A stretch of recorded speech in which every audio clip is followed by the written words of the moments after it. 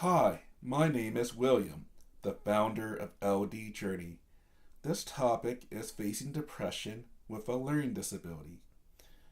I'll be talking about how depression affects my life, having a learning disability, and various mental health services that I have used, including community mental health services, clinical social worker, and mental health crisis telephone line.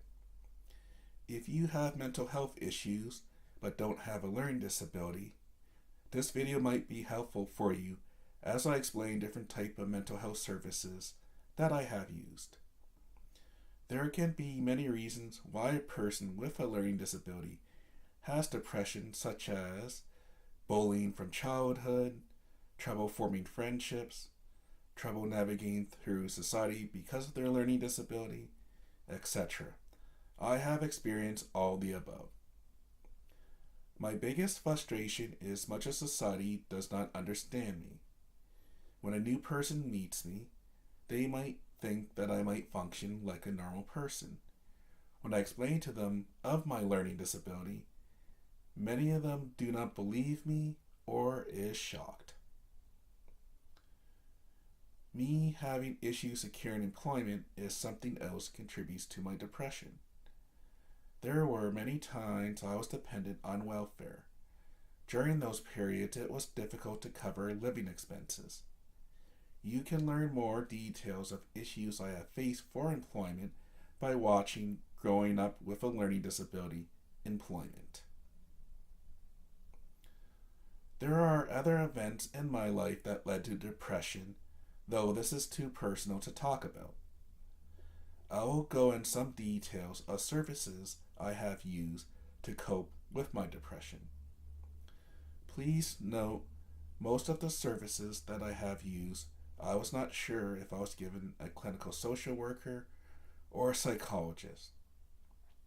Even though both help with mental health issues, a clinical social worker would refer patients to a psychologist for advanced level support and access to additional resources that a social worker cannot provide. I will include a link in the video description. Listen to a resource that explains the difference between the two. For this video, use the assumption I have always used a clinical social worker. My first time using a social worker was during my mid-20s when I was using the Learning Disability Employment Center. I was thankful they had funding to cover the cost for the service. It was helpful talking about my problems with the social worker. Unfortunately, I only had 2 sessions as the Learning Disability Employment Center lost funding for the service. The social worker was willing to see me at a reduced rate. I was not able to use this option as I didn't have access to an income. Some years later, I have used community mental health services. There was no cost to use this service. Normally, to use this service, you would need to be referred by a doctor, though a person can refer themselves. Please note there can be a long waiting list to use this service, ranging by several weeks to months. In my case, it was many months.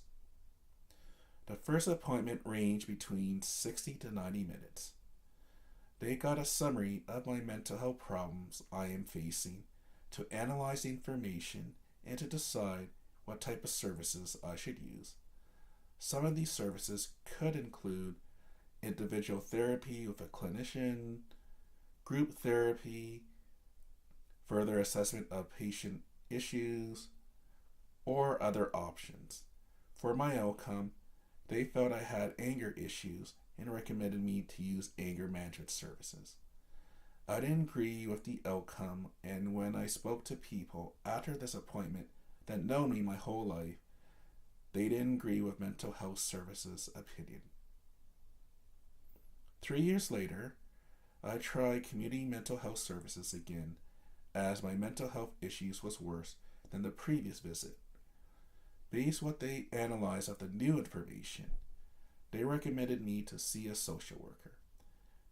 I did need to wait a few months for my first appointment due to the waiting list. My appointments were every 2 to 3 weeks. The sessions did help a lot with my mental health. 1 year later, the social worker I was assigned was leaving community mental health services. I was told I'll be assigned a new one, but I would need to wait about a month. After having 5 sessions with the new social worker, I felt this social worker didn't understand me compared to the previous one I was assigned. Based on this, I decided to stop using the service. A year later, things were getting harder for my life that I have used mental health crisis telephone line. Their lines are open 24/7, though depending on their call volume, you might need to wait several minutes to hours to get a call back from them to listen to your problems. Also note, using this number is a short-term solution. For ongoing issues, you would need to seek other services so you can be treated. If the caller has an extreme case, they might set up emergency arrangements ensuring the person can get the help that they need. For my case, I didn't need emergency arrangements. I just needed someone to speak to. The phone call normally lasts 15 minutes. I did use the service 4 to 5 times in my lifetime. A few months ago, there was a buildup of events affecting my mental health. As my vacation was around the corner, I decided during the start of my vacation, I will search for psychology services.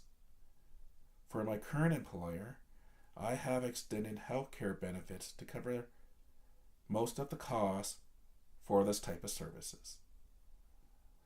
I have found a website that lists psychologists that are around my local area. I started calling different offices.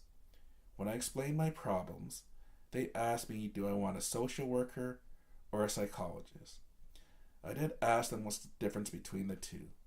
I can't remember what they said word for word, but it's similar in lines on what I explained at the start of this video.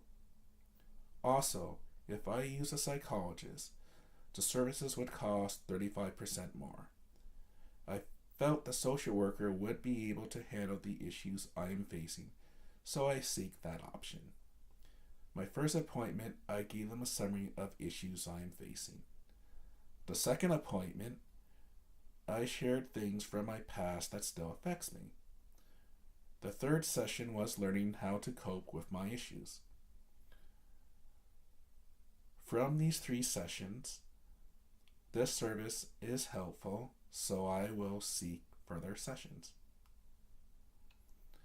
It is not easy for a person to seek help when they are facing mental health issues for their lives. However, the longer you wait, the worse your condition can get. If you do have major mental health issues that is affecting your life, please seek help. Though I understand there might be many viewers might be low income and can't afford these type of services. Still, search your local area to see if there's any free to low cost services. Example, I have demonstrated in this video community mental health services was able to help me out for free. Your local area might have similar services to this. For parents that is watching this video, please ensure you understand your child's mental health to see if they have any issues.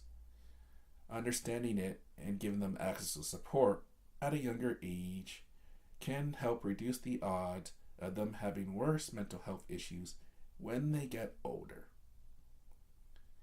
If you're in need of help, please don't be afraid to seek help, as these type of services are out there to help you.